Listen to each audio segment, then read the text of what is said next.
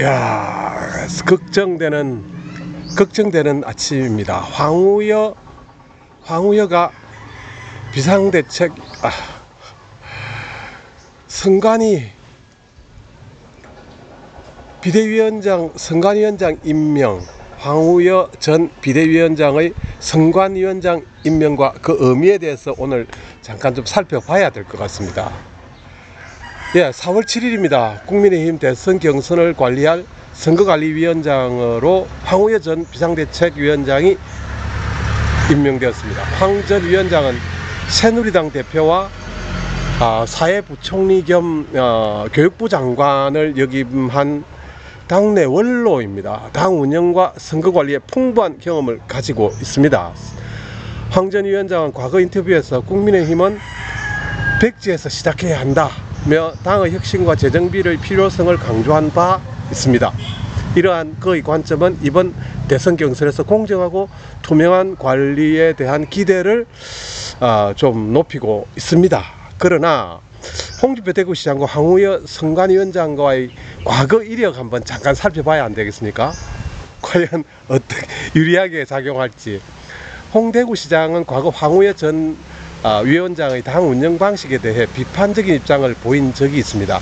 특히 전당대회 연기와 관련해서 홍 시장은 황 전 위원장을 향해 당대표 행세를 한다며 강한 어조로 비판을 했습니다. 이러한 과거의 갈등이 있었지만 현재의 정치적 상황으로 미루어 볼 때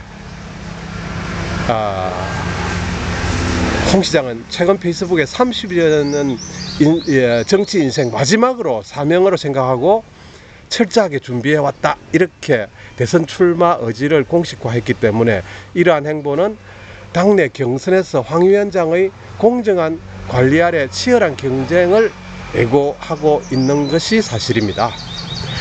자, 그런데 제 생각은 또 어떠느냐.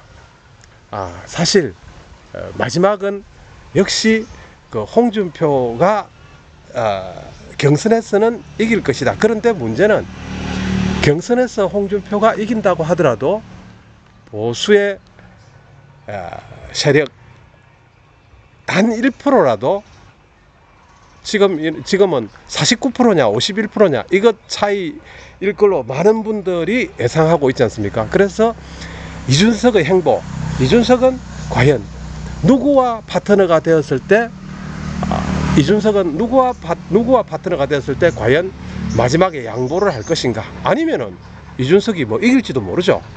그러면은 이준석이 만약에 20% 이상 마지막에 20%까지 간다면은 완주할 가능성이 많아지겠죠. 그런데 10% 이하다. 이준석의 마지막 10% 이하일 때 과연 국민의힘 어떤 후보와 협력할 수 있겠느냐가, 합치는 게 아니라 협력할 수 있겠는가. 그 사람 단 한 사람 홍준표밖에 없다는 거죠. 예를 들어서 한동훈 턱없는 말이죠.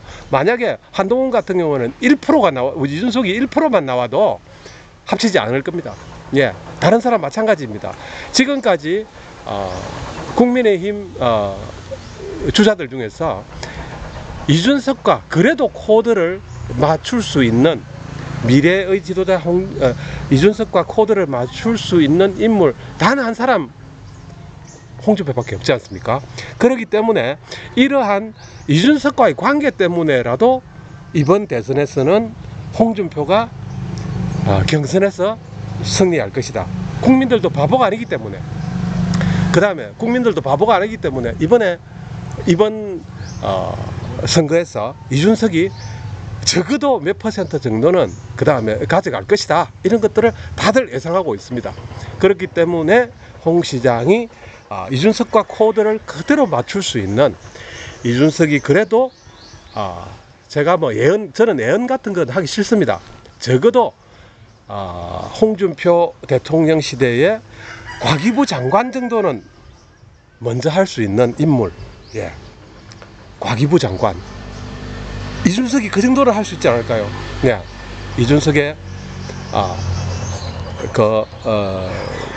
전략으로 대한민국을 좀 이끌어갈 수 있는 그런 나라. 많은 사람이 원하고 있습니다, 사실은. 예. 그래서 그런 이준석을 믿고 있는 여러 사람들이 있기 때문에 이번 경선에서는 이준석과 코드를 잘 맞출 수 있는 인물이 국민의힘 대선 주자로 나설 수 있게 당이나 국민들이 그것을 만들어 줄 것이다. 저는 과감하게 그렇게 예상합니다. 제가 무슨 이준석이 몇 프로까지 득표할 것이다, 뭐 이런 거 누가 예상할 수 있습니까? 누구도 솔직히 말해서 예상할 수 없고, 이번에 좌우의 대결이 어떻게 펼쳐질지, 이번에는 좌도 우도 아니고 누가 오히려 보수 이재명도 우클릭하고 있지 않습니까?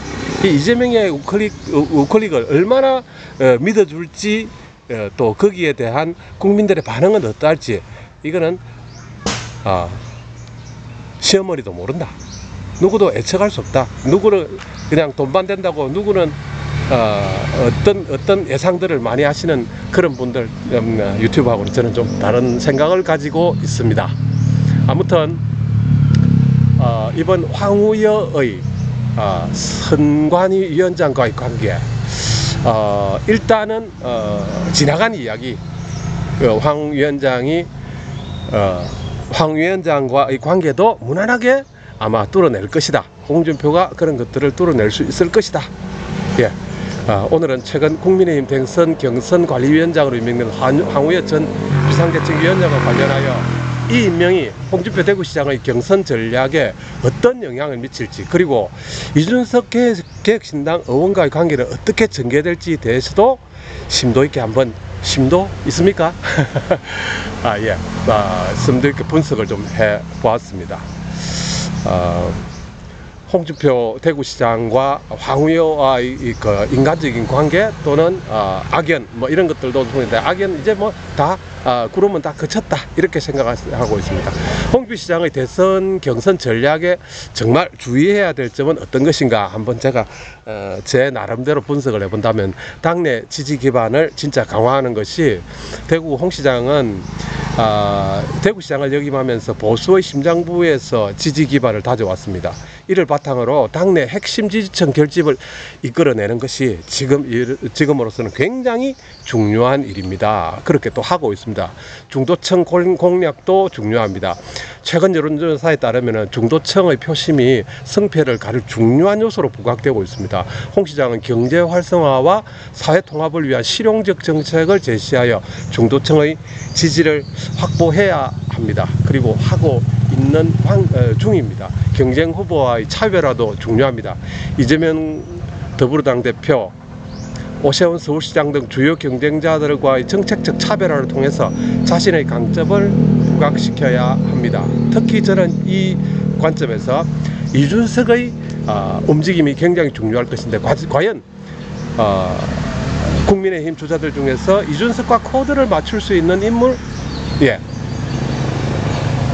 홍준표밖에 없다. 특히 법조인 출신으로서의 경험과 지방행정 경험을 강조하는 것이 아마 효과적으로 경쟁 후보와의 차별화에 성공할 수 있는 전략이라고 생각합니다.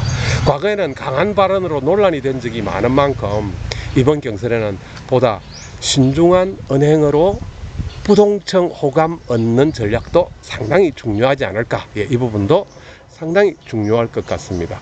오늘은 황우여와 그리고 홍준표 그리고 이준석, 저는 이준석에 대한 변수가 이번 대선에서 그야말로 히든 카드다. 아니, 이준석이 마지막에는 이준석이 쥐고 흔들 것이다. 대선판을 이준석이 몇 프로를 차지한다, 이런 말은 저는 하기도 싫습니다. 아마 쉽지도 않을 겁니다. 그러나 이준석의 마지막 행동, 이것이 우리 보수를 어떻게 결정지어질지, 대선에서 누가 당락의 결정적인 요소로 작용한다는 것은 제가 볼 때는 명확하다, 이렇게 말씀드릴 수 있습니다. 여러분, 다음 비디오에서 뵙겠습니다. 참, 그리고 아래 보시면은 카톡 단톡방이 있는데요. 카톡 단톡방에 많은 분들이 참여하고 계시는데 단톡방에 여러 가지 뭐 개인적인 이런 메시지들, 그 다음에 전문가들도 많이 계시니까 그분들과 함께 즐겨주시면 고맙겠습니다. 자, 감사합니다. 아유, 저기 구독, 좋아요도 부탁합니다. 감사합니다.